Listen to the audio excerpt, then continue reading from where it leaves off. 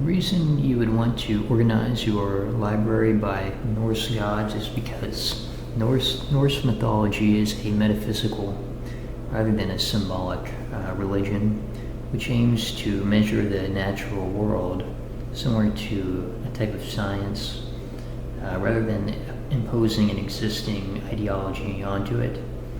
And so as a result, you'll notice that the most important books in your library will be associated with the more primary gods like Odin, Thor, Frigg, Freya, and then the lesser books are going to be more associated with the Vanir, and so on and so forth. And to make the organization easier, I have 3 guidelines. First is that the importance in the hierarchy of the Norse pantheon is associated with the quality of the texts, and this is especially the case if one book could happen to fall into multiple gods. Then naturally you would put that with the Æsir rather than the Vanir. The second guideline is that groups of gods which work in conjunction with each other may be considered one category. So like for instance, the Norns are 3 different distinct individuals, but they're only ever heard of together. And so those are lumped as one group. And then the third guideline is that the texts are grouped by both author and the Norse gods. That's called a hybrid system. And a spreadsheet, like a Google sheet, could be used to keep track of where each book is in your library so you don't lose track of them. Here I've got some guidelines to make it a bit easier to organize. So the first one is that the importance of the gods in the hierarchy of the Norse pantheon are associated with the quality of the text. And so if a book could fall into one category or the other, to put it in the one that is at the same rank in terms of quality as that god in the hierarchy of the Norse pantheon. That'll be easier to understand once I show you the different tiers of the gods. The second guideline is that the groups of gods that work in conjunction with each other, some gods are always listed as being associated with each other, or they work together, like the Norns, for example, are 3 characters that are always shown together in the Eddas, the Poetic Eddas, the Prose Edda. And thirdly, texts are grouped by both the Norse gods and by the authors, and so that's called a hybrid system, when you're sorting things by 2 groups at the same time. And to keep track of everything, if you have a lot of books, like rather than just a bookshelf, if you have a large library, you can keep track of it with a spreadsheet.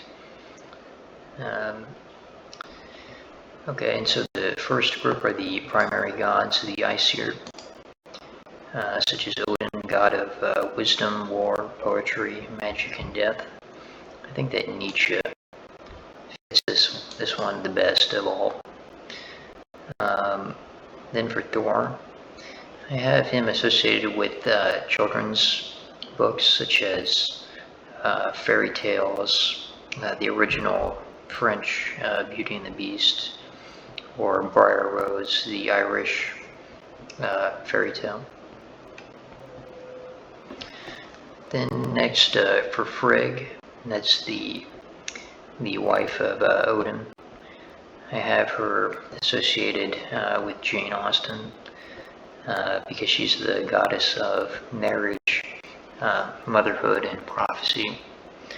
And that just makes a lot of sense because in Jane Austen's texts, she's always talking about matchmaking between the characters in her book of who they're going to marry. And then the next is Tur. Tur is the god of justice, law, heroic courage. This would be like legal textbooks, law-related books would be best suited for Tur. Then Balder. Balder is basically the original Jesus story. He's killed himself as Jesus. He's considered, basically incredibly kind and infallible, and he's killed by Loki, who is essentially Satan. So for Balder, any biblical story, the Bible, anything like that would fit well here. The Kingdom of God is Within You by Tolstoy would fit here if you wanted Tolstoy to be associated with Balder. If, let's say, you had too many books with Thor, you might put him here with Balder. Then Bragi, god of poetry. So that would be like Shakespeare, any type of poetry would be best for Bragi. Idun, goddess who guards the apples of immortality. It's like the Garden of Eden in the Christian story. So I have John Milton associated here with Idun. Or any book about the Garden of Eden would be great for this character. Vidar, goddess or god of vengeance and silence.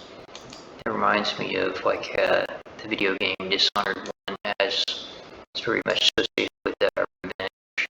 The character never speaks in that game. Also, the Hound, Game of Thrones, Darth Vader, Star Wars, are all various different spin-offs of Vidar.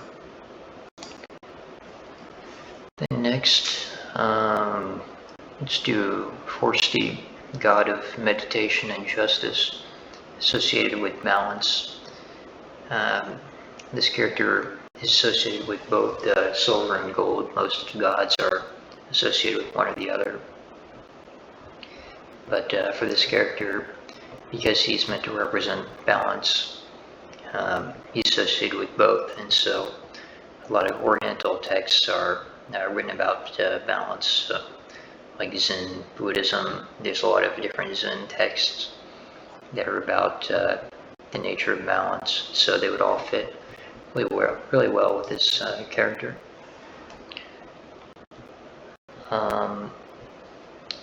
Then Loki, trickster, shapeshifter, the archetypal homosexual. For this I would include non-fiction texts about narcissism, such as the work by Sam Beckman. He's a psychologist, probably the most renowned in his field for his work on narcissism. He's actually a narcissist himself, and a diagnosed psychopath, and so he's a really interesting character. Also, the Prince by Machiavelli would be great for this character associated with lies and deceit, kind of like Loki, trickster, shifter. Alright, and then down to the Vanir. This is like the second level of the hierarchy. So this one, there's a character associated with God of the Sea, wealth, sailors. There's a lot of books that are associated with that sort of thing. Moby Dick comes to mind.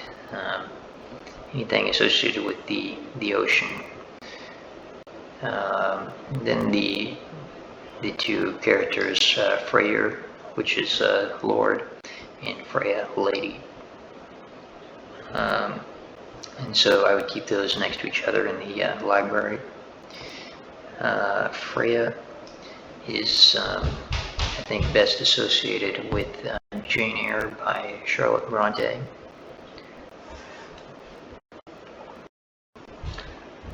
And then I have some other characters here, and then these will all be listed in the description. This whole thing. As was to become slightly less relevant to each year down that you go. I did have one here that was quite interesting. Æsir, sea god / giant. And I have Virginia Woolf here.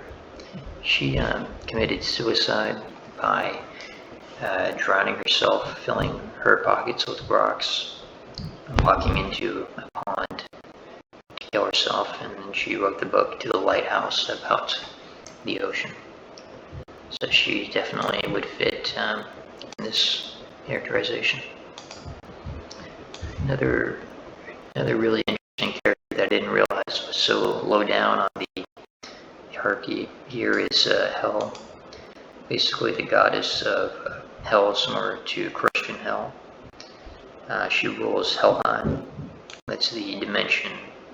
It's essentially the underworld.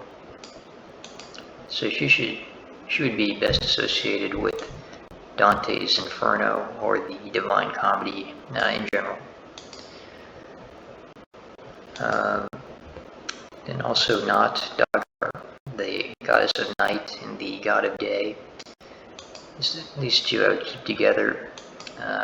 Night is associated with the metal silver, and gold is associated with the sun. I would probably put Jung here for the god of the day.